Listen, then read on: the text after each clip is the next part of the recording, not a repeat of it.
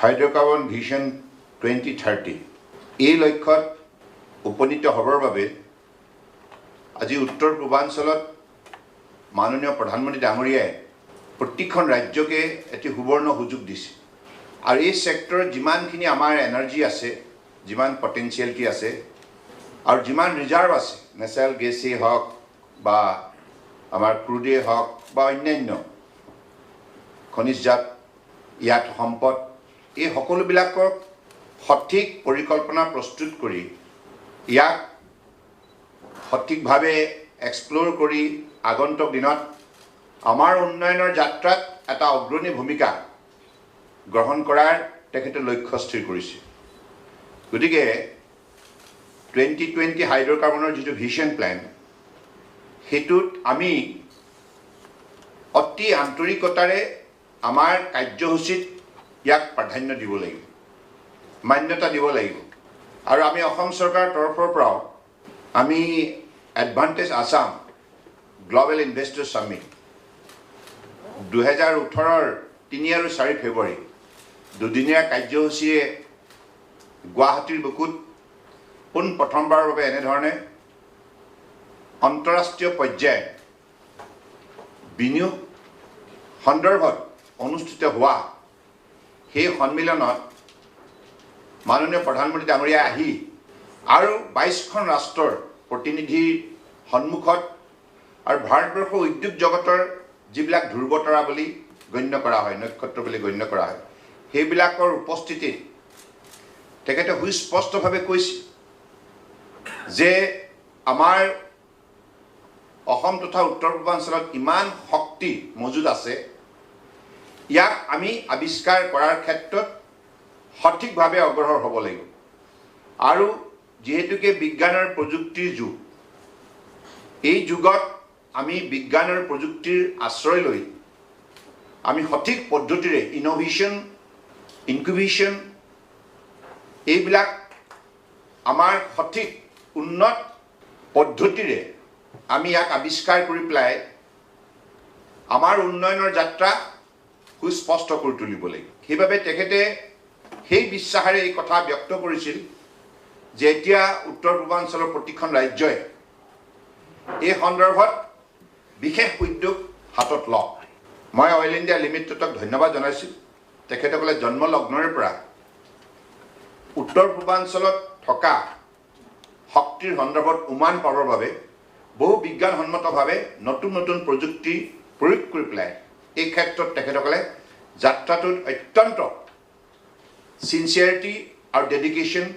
Commitment প্ৰয়োগ কৰি আহিছে সেইকাৰণে অইল ইণ্ডিয়াই আপষ্ট্ৰীম কোম্পানী হিচাপে কঠিন পৰিস্থিতিৰ মাজতো সফলতাৰ ইতিহাস ৰচনা কৰিছে amidst of all kind of difficulty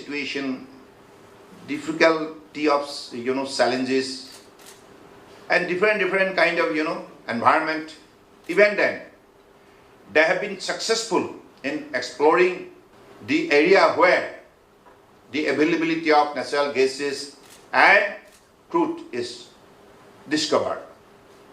So this is how they have always been making a very sustainable success story.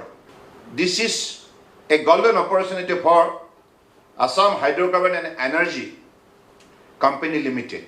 They, for the first time, though earlier they had this association, but that was not last long, and that journey was not being successful.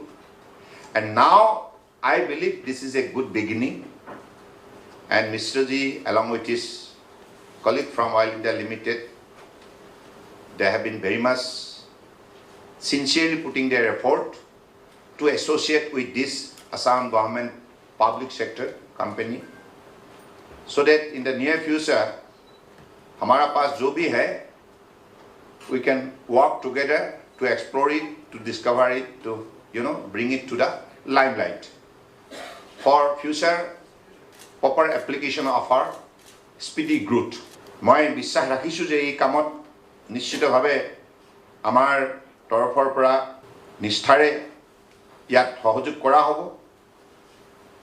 আৰু অসম চৰকাৰে আগন্তুক দিনত ব্যৱসায় বাণিজ্যৰ ক্ষেত্ৰত আমিও এটা দৃষ্টিভংগী গঢ় দিয়াৰ বাবে এডভান্টেজ আসাম আয়োজন কৰিছিল আমাৰ পূৰ্বৰ অভিজ্ঞতা নাছিল আমি কোনো ডাঙৰ বিগ প্লেয়াৰ আমাৰ ইয়াৰ পৰা তেনেধৰণে উৎপাদন কৰাৰ আমাৰ পূৰ্বৰ ইতিহাস নাই পাব্লিক প্ৰাইভেট সেক্টৰত কিন্তু পাব্লিক সেক্টৰত অইল ইণ্ডিয়াৰ জন্ম ইয়াতে ONGC জন্ম ইয়াতে IOC জন্ম ইয়াতে অসমে হৈছে এই আপষ্ট্ৰীম আৰু ডাউনষ্ট্ৰীম কোম্পানীৰ মূল মহাৰত্ন নৱৰত্ন এই কোম্পানীবিলাকৰ জন্মদাতা গতিকে সেই শক্তিশালী ইতিহাস স্মৰণ কৰি মই ভাবোঁ যে আমাৰ যাত্ৰা যেটো মাননীয় ধৰ্মেন্দ্ৰ প্ৰধান ডাঙৰীয়া আমাৰ ভাৰতবৰ্ষৰ সন্মানীয় পেট্ৰলিয়াম মিনিষ্টাৰ তেখেতে আহি আমাৰ যেটো হাইড্ৰকাৰ্বন ভিজন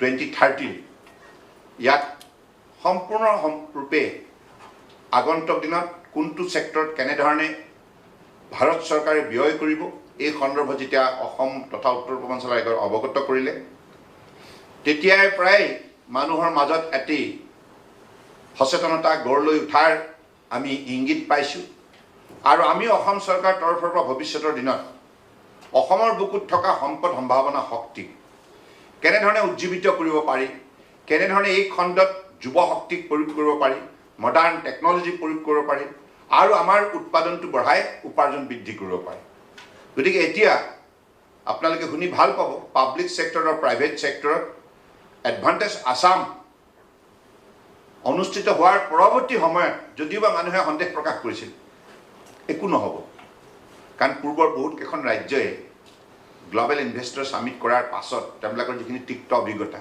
এই অভিজ্ঞতাৰ কথা মোক জনাইছিল ये लोग वादा तो बहुत करता है लेकिन हकीकत में इसको लागू नहीं करते এনেকুৱা ধৰণৰ এটা নেগেটিভ নেৰেটিভ এটা সেই সময়ত আমাৰ সন্মুখতে ব্যক্ত কৰিছিল কিন্তু মই Assam being one of the smallest state in the country with a population of 3.5 crore so with less numbers of our experience particularly in the journey of petroleum sector as a government of Assam company so we did limited distinct experiences we started this journey by organizing Advantage Assam whatever commitment we have received out of signing 240 MOUs we received a commitment of 79,000 crores investment in the government sector and the private sector but I am happy to announce today that so far 55,000 crores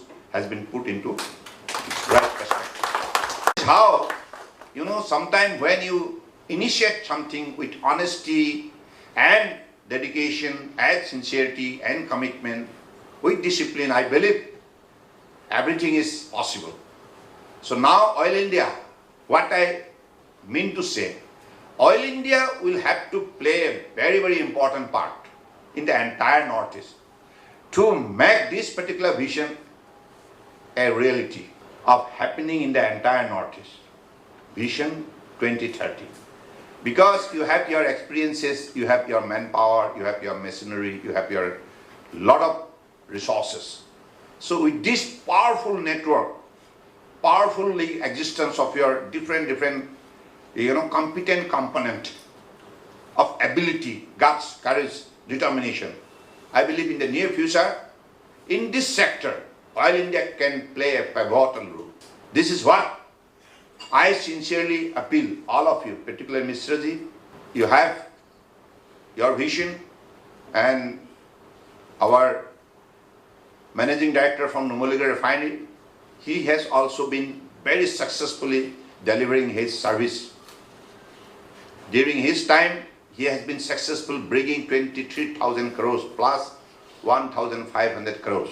To make his entire campus visible, not only in Northeast but the entire country. We all understand, if it is below 4 million ton per annum, the production capacity is not economically viable nowadays. Now from 3 million ton to 9 million ton, that's the capacity he has brought, he has increased in Numaligarh Refinery. So that's the way lot of young generation got motivated and inspired, and they firmly believe अब तो कुछ होने जा रहा है, अब तो कुछ होने जा रहा है, अब हमें भी मौका मिलेगा आगे बढ़ने का. This is what the young generation firmly believe. So this is what we wanted to motivate them from that point of, motivation or encouragement. So I believe ভবিষ্যতৰ দিনত এই কথাত আমাৰ অইল ইণ্ডিয়া লিমিটেডে আসাম হাইড্ৰ'কাৰ্বনক এটা সৰু কণমানি বাচ্চাৰ দৰে শিকাব বুজাব, হয়নে? आपको सिखाना होगा क्योंकि ये is a near born baby, though it was born long time back, इस बीच में उसका कोई अस्तित्व थे नहीं.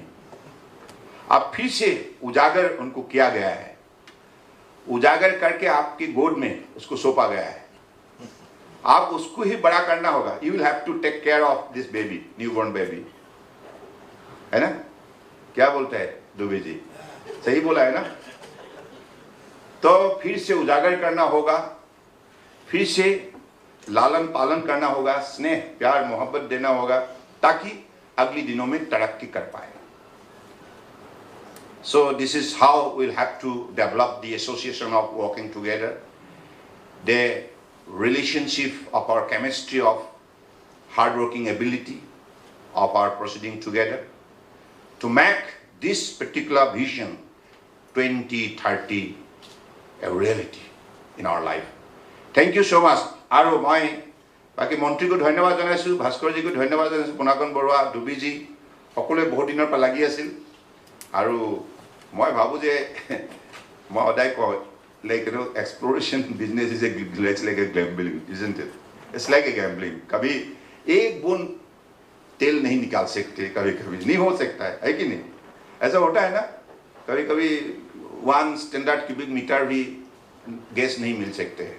It's like a gap. But anyway, all destiny determines. So with that particular hope and expectation, we'll have to proceed. Thank you. बहुत बहुत धन्यवाद.